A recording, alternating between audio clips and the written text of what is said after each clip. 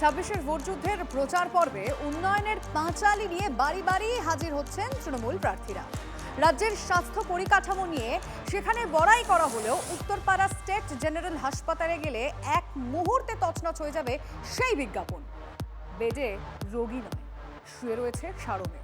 হাসপাতাল চত্বরে ঘুরে বেড়াচ্ছে গরু। মানুষের হাসপাতালে পশু, আবারও প্রকাশ্যে রাজ্যের সরকারি হাসপাতালের হাড়গিলে চেহারা। বেহাল উত্তরপাড়া স্টেট জেনারেল হাসপাতালের স্বাস্থ্য পরিকাঠামো। হাসপাতালের ভিতরেই ঘুরে বেড়াচ্ছে কুকুর বিড়াল। রোগীদের প্রতীক্ষালয়ে অবাধ বিচরণ গরুর। ক্ষুব্ধ হাসপাতালে আসা রোগীর পরিবারের পরিজনেরা। গরু টরু রয়েছে, এরা তো পায়খানা পেচ্ছাপ করছে, মশা মাছি এগুলো তো আছে।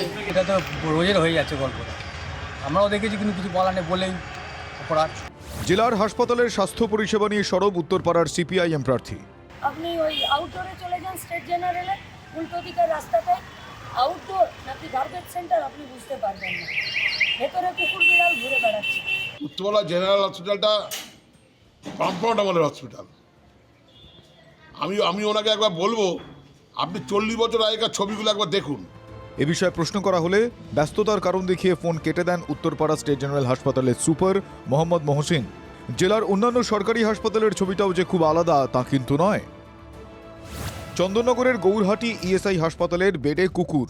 চটকলের শ্রমিকরা হাসপাতালের বেড পান না বলে অভিযোগ। মাঝে মধ্যেই রোগীদের কুকুর কামড়ানোর অভিযোগ ওঠে। জেলার হাসপাতালে পর্যাপ্ত নজরদারিও নেই বলে অভিযোগ।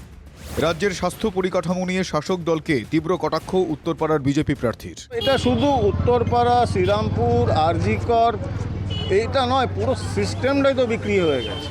বারবার বেআব্রু হয়ে পড়েছে সরকারি হাসপাতালের চিকিৎসা পরিকাঠামো ও রোগী পরিষেবা, কিন্তু তারপরেও হুঁশ ফেরে না কারো। উত্তরপাড়া থেকে আশিক ইনসানের রিপোর্ট, টিভি9 বাংলা।